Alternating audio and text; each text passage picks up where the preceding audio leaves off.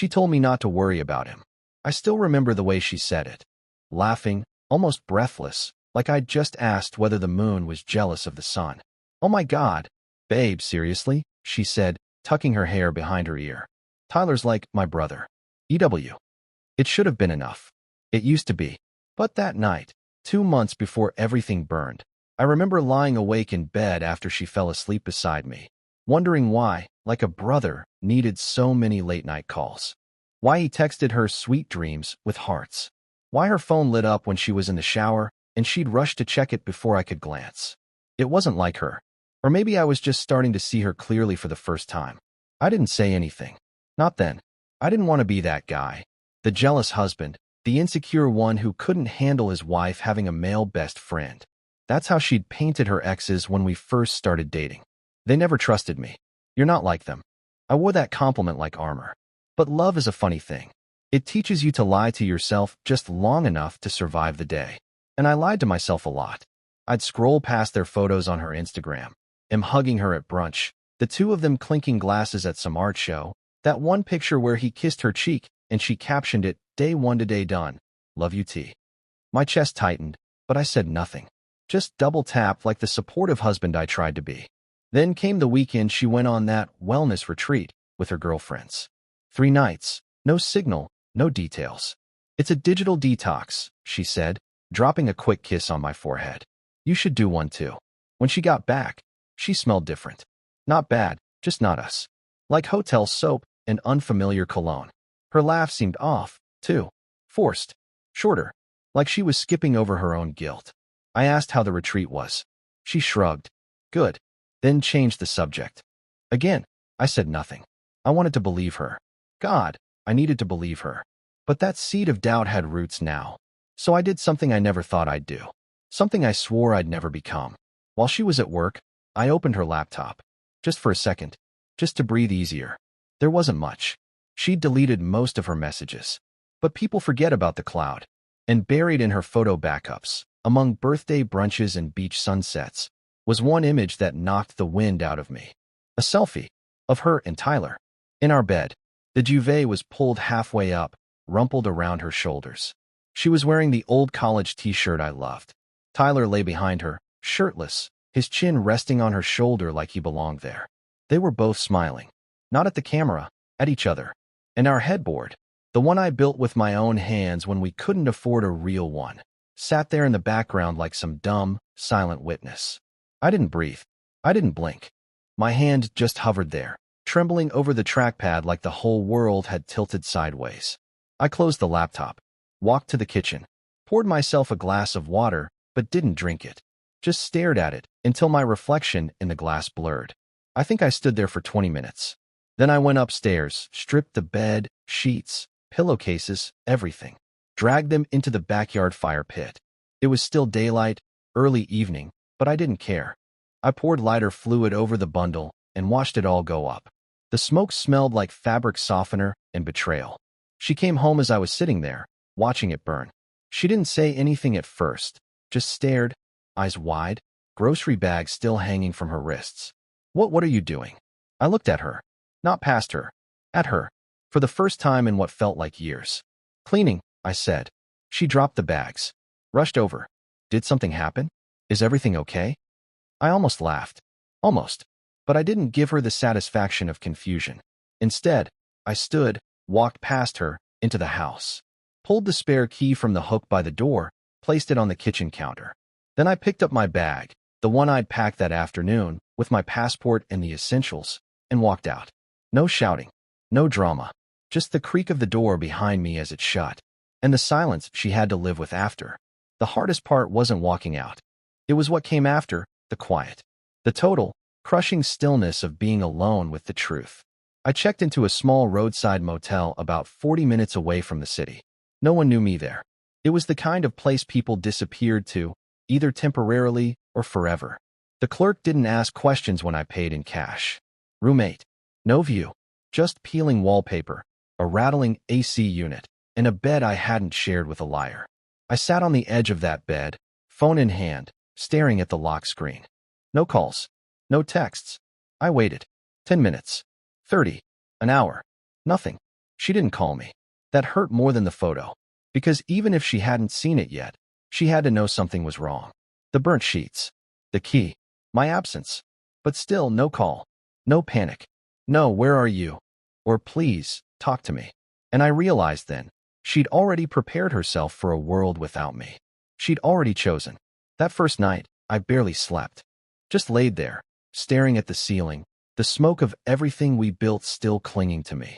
You spend years trying to build something solid with someone. Plans, routines, dreams, and all it takes is one picture to make it feel like a house of cards.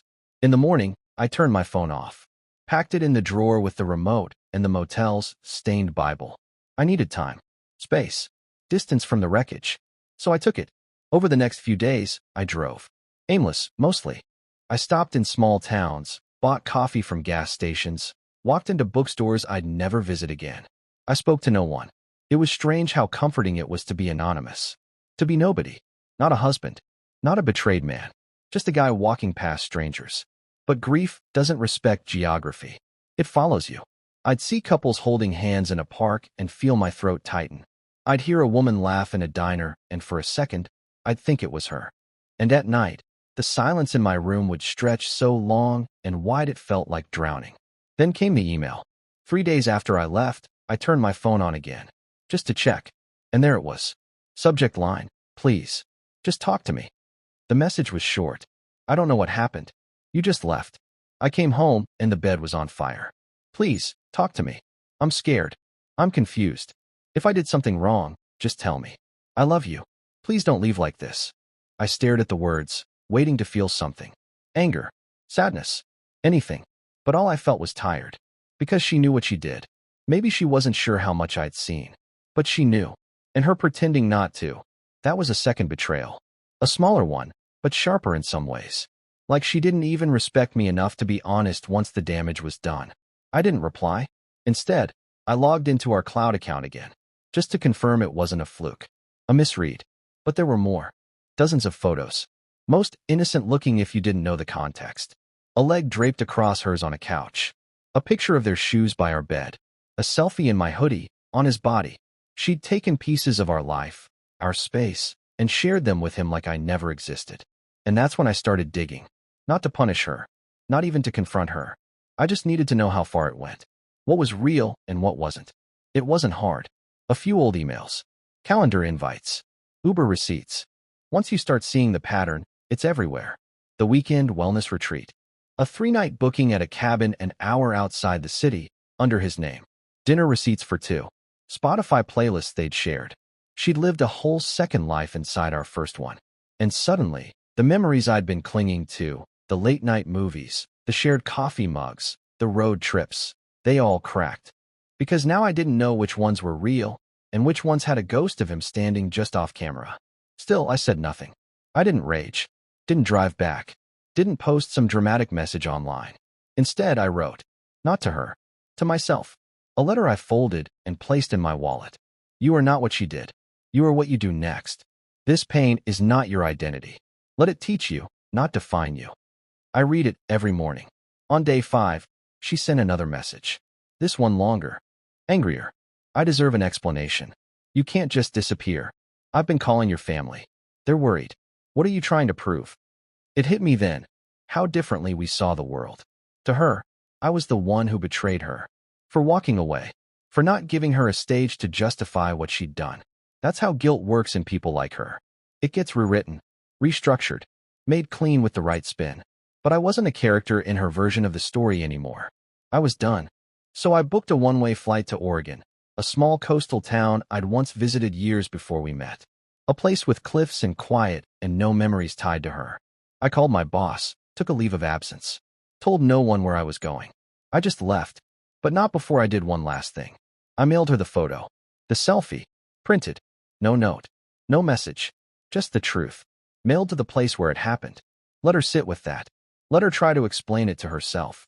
As the plane took off, I watched the city shrink beneath the clouds and felt the weight start to lift. Not all at once. Not completely. But enough. Enough to breathe. There's a particular kind of silence you only find near the ocean. It's not empty. It's not lonely. It's honest. The kind that doesn't pretend to comfort you, doesn't offer distractions. It just exists. Like pain, like healing, like truth. That's what Oregon gave me. The first few mornings in that coastal town were harder than I expected. I thought distance would give me peace. But pain doesn't need a mailing address. It finds you, even on cliffs above crashing waves, even when you haven't said her name in days. I rented a tiny cottage with creaky floors and no Wi-Fi. A fireplace, a kettle, and shelves lined with books left behind by other drifters like me. People who had also come here to leave something behind. That's where I started writing the letter. Not for revenge. Not even for closure, really. Just to say what I never got to say in person. It began like this. Elaine, I wish you just told me. That's the part that haunts me the most. Not the photo. Not even the betrayal. Just the silence. I rewrote that line a dozen times. Crumpled paper, ink smudges, pages torn out. Because how do you explain to someone that their worst betrayal wasn't what they did, but what they refused to admit? For 2 weeks I wrote every morning, before the fog burned off the windows. I poured everything into those pages, not just the hurt, but the memories. The ones I missed. The ones I questioned. Do you remember when we drove to Vermont in that beat-up Honda? When the engine overheated and we spent the night in a diner parking lot, eating fries and talking about baby names we hadn't told anyone yet? I do. I remember how you looked at me. I remember thinking, this is it. This is the woman I'll grow old with. I paused after that paragraph for almost an hour. Because what do you do with memories that still feel warm, even when they've gone cold? Eventually, I got to the part one thought would destroy me. You brought him into our home. Into our bed. You smiled at him the way you used to smile at me. And then you looked me in the eyes and told me not to worry. Do you know how much strength it took not to break something in that moment? Not just a glass or a picture frame. I mean everything. My voice. My trust.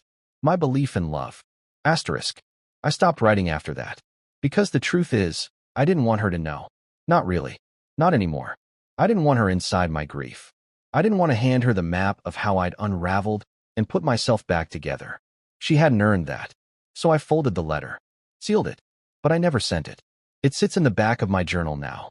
Between pages filled with sketches of the cliffs, half-finished poems, and quotes I underlined from strangers who somehow knew what I was feeling before I did. One of them stuck with me. Some losses don't hollow you out. They unearth the part of you that was buried too long. That's what she did. Not just break me. She revealed the parts of me I'd neglected. The man who stopped asking for more because he didn't want to be a burden. The man who confused endurance with love. And strangely, I'm grateful. Not to her, but to the pain. Because it forced me to rebuild a version of myself I actually liked. One that didn't smile through suspicion. One that trusted his gut again. I stayed in Oregon for almost 3 months. I made friends at the local bookstore, walked the beaches every morning, and started painting again, something I hadn't done since college. I was still hurt, sure. Some wounds don't scar quickly, but I was no longer drowning. I was breathing again. On my last night there, I stood by the fire pit behind the cottage, same design as the one I burned the sheets in back home. I held the letter to Elaine over the flames, watched it catch, curl, then disappear into ash. Not because I didn't mean every word, but because I no longer needed her to hear them. Closure doesn't come from confrontation. Sometimes it comes from choosing not to reopen the wound, from letting the unanswered questions stay unanswered, from knowing that what you don't say is just as powerful as what you do. I never went back to the house. I let her keep it. Let her sleep under a new roof, on new sheets, beside whoever came next. Me? I found a place of my own. Smaller, quieter, with no ghosts hiding in the linen closet. Sometimes I still think about her. Not with hate, just with distance. Like remembering an old address you don't live at anymore. There's no anger left, just acceptance. And, occasionally, sadness. But never regret. Because I left the moment I knew I had to. Before I turned into someone I wouldn't recognize. And when people ask what happened between us, I just say, she asked me not to worry about her best friend. Then I found a selfie of them, in our bed. So I burned the sheets and left the key. And that's all they need to know.